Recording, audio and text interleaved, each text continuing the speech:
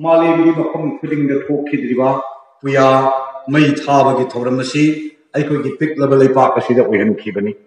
असुमना पुया मई थादोक्तना नोंखंग इरुप्तना अखोगी नाक lining Lysol असी मांगहनखिबनी मसिदगी मितई मचा पुनमक निंगथौना मतिक चाबा मखा लमदगी ओजा कया कौखतना बांग्ला मरोन तंबीरे संस्कृत तंबीरे बांग्ला ने इसे सकप तंबीरे संस्कृत न सोनबा मितई की ब्राह्मण सिंगा तंबीदना संस्कृत न सोनबा बांग्ला न सकपा असुम दौदना अखोई सी पुंमांग मांगन बनी असुमना लेखा ताना मांगबा खुनाए से मसी मतम सांगना कावबगी वेरोनुदा संखिदुना मिते इमा नुंसीबिदो अखोइना कौखिद्रबनी निंखिद्रबनी मिगी ममा इना कैरा खुंबीदुगी फिजी फिना पायरगा अखोइगी इमानी खंदुना मिगी ममागी मतुंगिंदना लेखिबा मतमदुदा अखोइगी मिते इमा नुंसीबिदुना सोनसोना पिपित की सकलोन लौदना वाना मतम लेमखिबा मपारी ममों कया कया लेरीदी हाइबबु नोंगमत मपारी ममों सिंगना इमा लाइरबी इमाबु करम लेलिबगे हाइबा वहंग अमा हंखिद्रबा अखोई इमा कदाइदा चतख्रबगे हाइदना थिगतपसु लेत्रबा मिगी ममागे मतुंग इंदना कंगलई सलाइ मचा तरेकना मतम कया खांखी असमना लेरकपसे लेखा ताना मांगलकपसी चही चामगा हुंगुत्रा मरफुरोम सुरक्प अदुवाइदा तेंगान मपु इपुरोय पोपना मतम यौरे मतम की कंगलई लाकले खंगलदना अचंब मरुना पांबी अम थाखी करिगिदमक मितई मयोन चोंगनबगिदमक हंदक ताइबंग मपुना थाखिबा अचंब मरुगी पांबी से कदाइदनो पोइरे कासार लमदम कासार की जाबलीबो नब लमदम मदुदा लाइसम खुल्लग खुल्लदुदा नावरेम सागैद चंगदा ताइबंग मपुना मरुसी थाबन अदुना हाइदिबा मरुसे मसिना हौरक्लबदा मियामना नावरिया फुलो हाइना खंगनखि नावरिया फुलो कौबा इबुंगोसे मतममगी आसाम की पुलिस ऑफिसर ने मांगोंदा मितई की वखल करियमता लेजबनते मितई लोन फावा सून ngang हैतबा अदुगुम मिसकमनि मतम सांगना आसाम पुलिस की थबक तौदना ऑफिसर होइना लेजरपनी अदुगु मतम की कांगलई हाइबसी अंगपनी मतम की कांगलई असि लाकपदा बुंगा नोमदी नावरिया फुलो कौबा पुलिस ऑफिसर से मशीना ट्रेन टोंगे हरगा कलकत्ता चटके है थौरांग तौदना ट्रेन मथक लेरिङै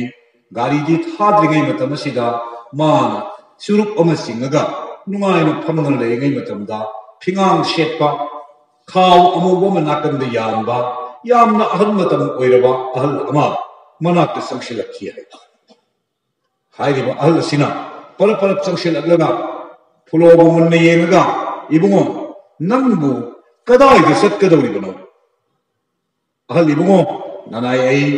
करिगंबा सरकार की थबक अमन मरम मोइदना कलकत्ता चचगे तौबनी हाइबदुदा नुंसिदा पारी मांबा आई नंबु ओबदा नुंसिमन खरदना ननाक लापनी इबुंगो अदुदी आइसु चुरुक्तु खितन थकेदना हाइबा नावरिया फुलोना चुरुप अहंबा मा पीगी तौबसिदा हां मदु नति अइना थक्के हाइबसी नंगना थइबदु पिउ हाइबनी हाइबसिदा यामनमतना फुलोना अहल सिदा चुरुप असिलानखि अहल सिना चुरुप असिलौरगा फरे फरे इबुंगो नंग मंगोलोयो चलुरो हाइरबो कुमथारगा चटखिबा नुमित असिदगी नावरिया फुलो हाइबा नेपासी कोकता लाई चंगखि महात्मा खली करिनो नशे ये नाते लागमिबा अहल से करी पाफोमनो माना इमुंदा चलमनिबा अइना चुरुप मचै म पीबसु लौ हाइबा याखिदे अइना थक्लिबा दुतबु लौरगा माना यामना हावना थादा चतकिबा मादी इपादगिसु हनबा हन्नि करिगिनो अइबो उरगा वा अतैसु हाइरमदि पारिमानबा नुंसिदा नंग उबदगी लाकपनि दि हाइरमिको माना मखा ताबा वासु करिगुमता हाइरमदि कना ओइरिदगी कदाइदगी लाकपो ओइरमगनि करंबा अहन्नो हाइबो वखलसिना नाविया फुलोगी कोक संखिबदगी अहिंग नुंथिन तुम्बा चाबा खंगदन लैखि असुमना लेरकपसिना नोंमना अचौबा खोंनांग पांबीमगी मखोंदा फुलोना हलकपा मतमदा अहल असिन लेरमि हाय मखुत हत्लगा नंग अमुक्तंग चंगौ हाइबगुम कौशिलक्पा मतमसिदा लाइनिंगन फुलोना संसिलक्पदा नहान उखिबा अहल अदुगी सकलै सक्तम निना सिदी सोइद्रे खंगना संसिलगा मखुत लोनजरगा अहल इबुंगो नहापु पोइरे कदाइदगी लाकपनो चहीना कया सुरबगे हंगबदा बुंगो अइगी चहीदी चनी यांखै सुरे हाइरमने अइ यामना लापा मफम अमदा लैरुबनी अदुबु लाक्तबा यादबगी नंग उनबा लाकपनी हाइदना अहल असिना फुलोदा ताक्ति फुलोना अदुदी अहल इबुंगो ननाइबु उनबिगनी हाइना लेंबिरपदी करी ताक्पिगदबगे हाइरपदा अहल असिना ताओ हे नहा नंगदी मितैगी मरु असेंबनी मपुना थाबा पांबीनी चारानी मरम मदुने बुंगो अइना नसि नंगोंदा हाइगे तौरिबसि नंगना तौरिबा सरकार की मिनाई ओइबा लाइथांग ओइबगी थबुक अदु तो मितै मांखिबा तारे नंगना ngasi haiba numittage howduna mitai mayon chongnanaba mitai thoram tawrasi imalai pa kallasi haiba pautak kaya mangonda pibiki pautak singasi phangbadagi laining phuloi bungosi maha sarkar gi thabuk tawba toklagi khanduna sarkar da ai thabuk tokjare haina ai basi langkhalamlaga halakpada ahal asina trang upu macha ma piriye se अइना पीरिबा उपुसिदा लाइक खर यावरिबनी मसि नंग पारगा येमुको अदुगा नंग खंगदबा पुंबा लोइना खंगनी हाइदना ताक्पीबा मसिदगी फुलोना like सिंगसी पारुबदगी मांगदा मितैगी वाखल मितैगी लौसिंग इपा इपुगी वारी लिखुन पुनमगसी फुलोगी कोकता चमखिबनी मसिदा अमुक टोप टोपना अहल असिना लाइनिंगन फुलोबु कवरगा अहिंग तांगबो थिंगबदा नुमित हुमनी चुपना अहिंग अहिंगदा वारी साखिबगी वारी मतांग अमसु लैरी अहल असिगा नुमित हुमनी चुपना वारी सानखरबा मतुंगनी लाइनिंगन फुलोना अहन याथंग कौबा लाइरिक अमा इरिबसे मितै लाइरिक मतम कुइना मांगुरबा मतुंगदा ख्याल हाबा मितै की लाइरिक नि हानि इबसे अहन याथंग हाइबा लाइरिक सिना याम हानबनी अदुबु फुलोना हाइकी हे अहलिबुंगो ननाइबु तंबीबगी तंबीबा खरतंग ताक्पिखो तंबीखो हाइरबदा अहन्ना इबुंगो नंगना हाइरिबसे मसिना मतिक चारबा ताइबंग मालेमसिदा नंगु लाक्चबा ngamba तुहत्पा ngamba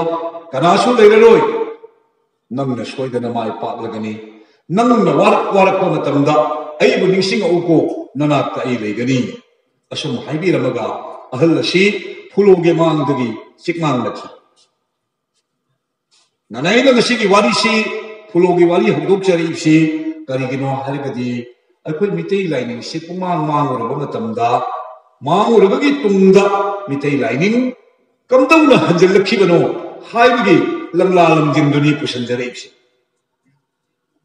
मतौ सुंदौदरा लाइनिंग लिबुंगोना मसिगी तुंगदा अहन्या थंग कौबा लाइरिक असिमा इरबगी तुंगसिदी महाकना तपना मितै लाइनिंग हौदोकनबा होनखि कनामत्ता हाइबदी मपांग कना यावदना मतोमतगी ओइबा फिरेक्ता अइ मियां लाइनिंग हाइबदी हिंदू लाइनिंग थादो ए मितै चचरे हाइबसे वाशक वारेप्तना मतोमत लेपखिबनी मसिदगी अमा चंगक अनि चंगक तौदना था खर की मनुंगदा मागी खोंगलोय मसागा थाना तरेट छुपे ꯃꯇꯧ ꯑꯁꯨꯝ ꯇꯧꯗꯅ ꯂꯥꯏꯅꯤꯡ ꯂꯤꯕꯨꯡꯉꯣꯅ ꯂꯥꯏꯅꯤꯡ ꯑꯁꯤ ꯍꯟꯖꯤꯟꯅꯕ ꯍꯣꯠꯅꯕꯗ ꯀꯌꯥꯝꯅ ꯋꯥꯈꯤ ꯃꯥꯏꯀꯩꯗ ꯒꯧꯔ ꯁꯃꯥꯖ ꯉꯛꯇ ꯂꯩꯕꯅ ꯐꯨꯂꯣꯕꯨ ꯍꯥꯠꯂꯨ ꯇꯨꯞꯄꯨ ꯍꯥꯏꯕ ꯃꯁꯤꯡ ꯊꯤꯉꯝꯗꯕ ꯃꯤꯑꯣꯏ ꯀꯌꯥꯅ ꯐꯨꯂꯣꯕꯨ ꯇꯦꯝꯁꯤꯟꯅꯩ ꯑꯗꯨꯕꯨ ꯀꯟꯕꯤꯕ ꯉꯝꯕ ꯃꯄꯨ ꯑꯃꯅ ꯀꯜꯂꯛꯄꯅꯤꯅ ꯐꯨꯂꯣꯕꯨ ꯀꯅꯥ ꯑꯃꯠꯇꯅ ꯈꯨꯠ ꯊꯥꯕꯗꯤ ꯉꯝꯈꯤꯗꯦ ꯃꯍꯥꯛꯅ ꯆꯠꯂꯨꯕꯗ ꯀꯅꯥꯒꯨꯝꯕꯒꯤ ꯌꯨꯝꯗ ꯉꯥꯏꯍꯥꯛꯇꯪ ꯀꯔꯤꯒꯨꯝꯕ ꯊꯧ ꯑꯃꯒꯤ ꯆꯠꯂꯨꯕꯗ ꯃꯥ ꯍꯦꯛ ꯊꯣꯛꯈꯤꯕꯒ ꯋꯥꯏ ꯇꯩꯊꯣꯛꯑꯦ ꯃꯥꯡꯉꯦ ꯐꯨꯂꯣ ꯆꯪꯉꯝꯃꯦ ꯑꯗꯨꯛꯀꯤ ꯃꯇꯤꯛ ꯇꯝꯊꯤꯅ ꯇꯥꯊꯤ ꯇꯥꯑꯣꯏꯔꯤꯕꯅꯤ ꯃꯇꯧ ꯑꯁꯨꯝ ꯇꯧꯗꯅ ꯂꯥꯏꯅꯤꯡ ꯂꯤꯕꯨꯡꯉꯣꯁꯦ ꯆꯪꯉꯨꯕ ꯃꯐꯝꯗ ꯃꯤꯅ ꯐꯤꯗꯥ ꯊꯥꯅꯤꯡꯗꯕ ꯇꯤꯟꯁꯤꯠ ꯃꯥꯏꯁꯤꯠꯅꯕ ꯑꯁꯨꯝ ꯇꯧꯗꯅ ꯏꯕꯨꯡꯉꯣꯁꯤꯅ ꯃꯤꯇꯩ ꯅꯥꯠꯀꯤ ꯂꯥꯏꯅꯤꯡ ꯂꯥꯏꯁꯣꯜ ꯑꯁꯤ ꯍꯟꯖꯤꯟꯅꯕ ꯍꯣꯠꯅꯕꯗ ꯀꯌꯥꯒꯤ ꯃꯇꯤꯛ ꯋꯥꯖꯔꯛꯄ ꯑꯁꯨꯝꯅ ꯈꯥꯡꯉꯛꯄꯁꯦ ꯃꯁꯤꯅ ꯖꯥꯂꯤꯕꯣꯟ ꯈꯨꯟꯒꯤ ꯑꯉꯝ ꯑꯊꯧꯁꯤꯡꯅ ꯃꯁꯥ ꯃꯎ ꯌꯥꯝ ꯐꯕ ꯇꯣꯟꯖꯥꯎ ꯀꯧꯕ ꯅꯤꯄꯥ ꯑꯃ ꯃꯉꯣꯟꯗ ꯃꯇꯝꯗꯨꯒꯤ ꯄꯩꯁꯥ ꯍꯣꯡꯉꯤꯉꯩꯗ ꯄꯩꯁꯥ ꯌꯥꯝꯅ ꯇꯥꯡꯕ ꯃꯇꯝ ꯑꯣꯏꯔꯤꯕ ꯄꯣꯠꯅ ꯍꯣꯡꯕ ꯁꯦꯟꯅ ꯇꯥꯡꯕ ꯃꯇꯝ ꯑꯁꯤꯗ ꯂꯨꯄꯥ 10,000 ꯄꯤꯅꯤ ꯅꯪ ꯐꯨꯂꯣꯕꯨ ꯍꯥꯠꯂꯨ ꯍꯥꯏꯗꯅ ꯏꯟꯁꯤꯟꯕ ꯃꯁꯤꯗ ꯅꯣꯡꯃ ꯀꯣꯏꯔꯧ ꯅꯨꯃꯤꯠ ꯑꯃꯗ ꯂꯥꯏꯅꯤꯡ ꯂꯤꯕꯨꯡꯉꯣ ꯐꯨꯂꯣꯅ ꯃꯄꯥꯔꯤ ꯑꯍꯜ ꯃꯙꯨꯆꯟꯗ꯭ꯔ ꯀꯧꯕ ꯃꯄꯥꯔꯤ ꯑꯁꯤꯅ ꯈꯣꯡꯖꯤ ꯁꯤꯔꯤꯉꯩ ꯃꯇꯝꯅꯤ ꯍꯥꯏꯔꯤ ꯃꯇꯝ ꯑꯁꯤꯗ ꯃꯍꯥꯛꯅ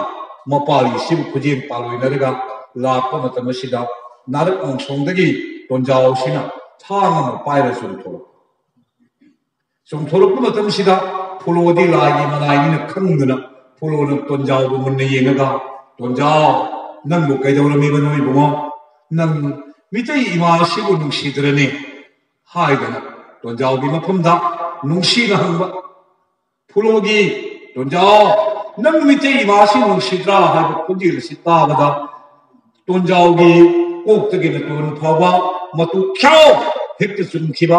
ꯃꯁꯥ ꯊꯛ ꯅꯤꯛꯇꯅ ꯃꯈꯨꯠꯇ ꯊꯥꯡ ꯄꯥꯏꯔꯤ ꯍꯥꯏꯕꯁꯤ ꯀꯥꯎꯊꯣꯛꯈꯤꯗꯅ ꯊꯥꯡ ꯑꯗꯨ ꯂꯩꯄꯥꯛꯇ ꯊꯥꯗꯔꯝꯂꯒ ꯆꯦꯟꯁꯤꯜꯂꯛꯂꯒ ꯂꯥꯏꯅꯤꯡ ꯅꯥꯎꯔꯤꯌꯥ ꯐꯨꯂꯣꯒꯤ ꯃꯈꯣꯡ ꯑꯅꯤꯗ ꯆꯦꯠꯅ ꯄꯨꯜꯂꯒ ꯂꯥꯏꯅꯤꯡꯍꯜ ꯏꯕꯨꯡꯉꯣ ꯅꯅꯥꯏꯕꯨ ꯑꯃꯨꯛꯇ ꯉꯥꯛꯄꯤꯌꯨ ꯑꯩꯕꯨ ꯑꯃꯨꯛꯇ ꯉꯥꯛꯄꯤꯌꯨ ꯏꯕꯨꯡꯉꯣ ꯅꯪꯒꯤ ꯌꯦꯠ ꯊꯪꯕ ꯈꯣꯡ ꯑꯗꯨꯅ ꯂꯥꯏꯕꯛ ꯊꯤꯔꯕ ꯅꯅꯥꯏ ꯇꯣꯟꯖꯥꯎꯒꯤ ꯂꯥꯏꯕꯛꯇ 7 ꯀꯥꯎꯕꯤꯌꯨ ꯍꯥꯏꯅ ꯐꯨꯂꯣꯒꯤ ꯃꯈꯣꯡ ꯄꯥꯏꯔꯒ ꯍꯥꯏꯖꯈꯤ ꯐꯨꯂꯣꯅ ꯀꯔꯤꯅꯣ ꯇꯣꯟꯖꯥꯎ ꯅꯪꯅ ꯉꯥꯡꯉꯤꯕꯗꯨꯕꯨ ꯀꯔꯝꯕ ꯂꯣꯟꯅꯣ ꯂꯥꯏꯄꯛ ꯍꯥꯏꯕ ꯃꯐꯝ ꯑꯁꯤꯗꯤ ꯂꯥꯏꯅ ꯄꯛꯇꯨꯅ ꯂꯩ ꯍꯥꯏꯗꯅ ꯂꯥꯏꯄꯛ ꯀꯧꯔꯤꯕ ꯂꯝꯗꯝꯅꯤ ꯍꯛꯆꯥꯡ ꯀꯌꯥꯠꯀꯤ ꯃꯅꯨꯡꯗ ꯂꯩꯔꯤꯕ ꯂꯥꯏꯐꯝ 19ꯒꯤ ꯃꯅꯨꯡꯗ ꯂꯥꯏꯄꯛ ꯍꯥꯏꯕꯁꯤꯅ ꯂꯥꯏꯐꯝ ꯄꯨꯝꯅꯃꯛꯀꯤ ꯑꯊꯣꯏꯕ ꯑꯣꯏꯔꯤꯕ ꯂꯝꯗꯝꯅꯤ ꯑꯗꯨꯗꯕꯨ ꯑꯩꯒꯤ ꯈꯣꯡꯅ ꯀꯥꯎꯕ ꯌꯥꯕ꯭ꯔꯣ ꯅꯪꯅ ꯉꯥꯡꯉꯤꯕ ꯀꯔꯤꯅꯣ ꯕꯨꯡꯉꯣ ꯅꯅꯥꯏ ꯌꯥꯝꯅ ꯂꯥꯟꯈ꯭ꯔꯤꯅꯤ ꯕꯨꯡꯉꯣ ꯅꯪꯒꯤ ꯅꯐꯝꯗ ꯑꯩꯒꯤ ꯏꯔꯥꯜ ꯑꯁꯤ ꯑꯃꯠꯇ ꯀꯣꯛꯆꯒꯤ ꯑꯩꯕꯨ ꯑꯃꯨꯛꯇ ꯀꯥꯎꯕꯤꯌꯨ ꯅꯠꯇꯦ ꯇꯣꯟꯖꯥꯎ ꯀꯔꯤꯅꯣ ꯅꯍꯥꯛꯅ ꯂꯥꯟꯈꯤꯕ ꯅꯪꯅ ꯂꯥꯟꯈꯤꯕꯗꯨ ꯍꯥꯏꯌꯨ ꯍꯥꯏꯔꯕꯗ ꯃꯥꯅ ꯍꯥꯠꯀꯦ ꯊꯧꯔꯥꯡꯅꯕ ꯃꯤꯌꯥꯝꯒꯤ ꯊꯧꯃꯤꯁꯤꯡꯅ ꯁꯦꯟ ꯈꯔ ꯄꯥꯝꯕꯒꯤ ꯐꯨꯂꯣ ꯍꯥꯠꯀꯦ ꯇꯧꯔꯝꯕ ꯋꯥꯔꯝꯈꯤꯕ ꯄꯨꯝꯅꯃꯛ ꯑꯁꯤ ꯃꯍꯥꯛꯅ ꯐꯨꯂꯣꯗ ꯂꯤꯗꯨꯅ ꯇꯥꯍꯟꯈꯤ ꯐꯨꯂꯣꯅ ꯂꯥꯎ ꯃꯗꯨꯒꯤ ꯂꯪꯖꯕ ꯄꯥꯞ ꯃꯗꯨ ꯀꯣꯛꯀꯗꯕꯗꯤ ꯅꯪ ꯉꯁꯤꯗꯒꯤ ꯃꯤꯇꯩ ꯏꯃꯥꯕꯨ ꯅꯤꯡꯖꯧ ꯑꯩꯒꯤ ꯇꯨꯡ ꯏꯜꯂꯨ ꯍꯥꯏꯔꯕꯗ ꯅꯨꯃꯤꯠ ꯑꯁꯤꯗꯒꯤ ꯑꯩ ꯍꯤꯟꯗꯨ ꯂꯥꯏꯅꯤꯡ ꯇꯣꯛꯆꯔꯦ ꯂꯥꯏꯅꯤꯡꯍꯜ ꯏꯕꯨꯡꯉꯣ ꯅꯪꯒꯤ ꯇꯨꯡꯗ ꯏꯟꯖꯔꯒꯦ ꯑꯗꯨꯅ ꯍꯥꯠꯀꯦ ꯇꯧꯔꯝꯕ ꯇꯣꯟꯖꯥꯎ ꯍꯥꯏꯔꯤꯕ ꯅꯤꯄꯥꯁꯦ ꯐꯨꯂꯣꯒꯤ ꯇꯨꯡ ꯏꯟꯈꯤꯕꯅꯤ ꯑꯁꯨꯝ ꯇꯧꯗꯅ ꯂꯥꯏꯅꯤꯡꯍꯜ ꯏꯕꯨꯡꯉꯣ ꯅꯥꯎꯔꯤꯌꯥ ꯐꯨꯂꯣ ꯍꯥꯏꯕꯁꯦ ꯀꯅꯥꯃꯠꯇꯅ ꯃꯤꯇꯩ ꯋꯥꯈꯜ ꯐꯥꯎꯗ꯭ꯔꯤꯉꯩ ꯏꯕꯨꯡꯉꯣꯁꯤꯅ ꯃꯤꯇꯩꯒꯤ ꯋꯥꯈꯜ ꯐꯥꯎꯕ ꯍꯥꯟꯈꯤꯗꯅ ꯃꯤꯇꯩ ꯂꯥꯏꯅꯤꯡꯒꯤ ꯂꯝꯖꯤꯡ ꯃꯩꯔꯥ ꯑꯣꯏꯔꯝꯕ ꯃꯤꯁꯛꯅꯤ ꯃꯥꯅ ꯀꯟꯅ ꯍꯣꯠꯅꯕꯗꯒꯤ ꯂꯩꯈꯥ ꯇꯥꯅ ꯃꯥꯡꯂꯨꯔꯕ ꯃꯤꯇꯩ ꯂꯥꯏꯅꯤꯡ ꯑꯁꯤ ꯃꯪꯐꯥꯎꯅꯔꯛꯄꯅꯤ ꯃꯍꯥꯛꯅ ꯂꯥꯎꯔꯝꯃꯤ ꯀꯔꯤ ꯍꯥꯏꯅ ꯂꯥꯎꯔꯝꯃꯤ ꯌꯥꯀꯩꯔꯣꯜ ꯏꯁꯩ ꯑꯃ ꯃꯍꯥꯛꯀꯤ ꯌꯥꯀꯩꯔꯣꯜ ꯏꯁꯩ ꯑꯁꯤ ꯀꯌꯥꯝꯅ ꯐꯖꯩ ꯑꯣꯟꯊꯣꯛꯅ ꯅꯤꯡꯊꯤꯖꯩ ꯃꯍꯥꯛꯅ ꯍꯥꯏꯔꯝꯃꯤ ꯍꯧꯔꯣ ꯍꯧꯔꯣ ꯄꯥꯔꯤ ꯈꯣꯏ ꯍꯧꯔꯣ ꯍꯧꯔꯣ ꯏꯃꯣꯡ ꯈꯣꯏ ꯁꯤꯠꯂꯨꯕ ꯅꯨꯡꯁꯤꯠ ꯍꯜꯂꯛꯂꯤ ꯄꯪꯊꯠꯂꯨꯕ ꯁꯤꯡꯂꯤ ꯍꯧꯔꯛꯂꯤ ꯃꯪꯂꯝꯕ ꯅꯣꯡꯁꯨ ꯍꯥꯡꯈꯔꯦ ꯅꯣꯡꯄꯣꯛ ꯃꯥꯏꯀꯩ ꯉꯥꯟꯈꯔꯦ ꯆꯨꯞꯊꯥꯡ ꯃꯆꯨ ꯂꯦꯞꯈꯔꯦ ꯍꯧꯔꯣ ꯍꯧꯔꯣ ꯄꯥꯔꯤ ꯈꯣꯏ ꯍꯧꯔꯣ ꯍꯧꯔꯣ ꯏꯃꯣꯡ ꯈꯣꯏ ꯍꯥꯏꯕ ꯌꯥꯀꯩꯔꯣꯜ ꯏꯁꯩ ꯑꯁꯤ ꯅꯥꯎꯔꯤꯌꯥ ꯐꯨꯂꯣꯅ ꯑꯃꯨꯛꯇꯪ ꯂꯥꯎꯔꯛꯄꯗ ꯇꯥꯔꯨꯕ ꯄꯨꯝꯅꯃꯛ ꯑꯁꯦ ꯂꯥꯏꯆꯨꯈꯤꯗꯅ ꯃꯍꯥꯛꯀꯤ ꯃꯇꯨꯡꯗ ꯅꯣꯡꯃ ꯅꯣꯡꯃꯒꯤ ꯃꯤꯁꯤ ꯆꯪꯁꯤꯜꯂꯛꯄꯅ ꯃꯤꯁꯤꯡ ꯋꯥꯡꯈꯠꯂꯛꯈꯤ ꯑꯁꯨꯝ ꯇꯧꯗꯅ ꯏꯕꯨꯡꯉꯣꯁꯤꯅ ꯑꯩꯈꯣꯏꯒꯤ ꯅꯥꯠ लाइनिंग लाइसों पुनमक्से लेखा तार मांगुरबदगी मखोंग सोंदना इसिंग चाइदना मितै लाइनिंग असि नौना मयोन चोहलपनी अराइबा मिसक नते लाइना थाबा पांबिनी महाने इरंबा इसै ngasi kanglei asida saknari be isai mayam se ayamba mapungsi lainingan phuluna ibani mahaki fajarabe isai kayana miyoibagi punging hurami asum dawdana lainingan phulona aikhoge manguraba laining ase pukhat pirakpadagi ngasigi mitei mayon chongdana yai phaba tangkat ngasi gi thak ase yaurup libasi mahak leirambagi करीगुम्बा महाक से पोंद्रबा मिते एकोई खुनाइसी करम ममवोंग हिगुंबनी हाइबसी वाखन न लामक फंगबगी मनुंगदा लैखिद्रबनी मरमदुना अमांगता पुनमकु खुमजिन पासिंदना noun सेबत पीदना मिते lining पथाप थंबिरमिबसे मसी ऐकोइना वारी गे अहुबदा lining अलिबो नाविया फुलोबु खुबांग चांजौ तरा लोंदुने बमो शिव नाइद्रबा लोंब नाइदबा नंगी मिंगले से नुमित थाना lining मखैगी ये तने न सोना हरगदबा लाइनिंग नाविया फुलोबु आहान नमक्तद पुनेमजे असमना ऐकोइगे लाइनिंग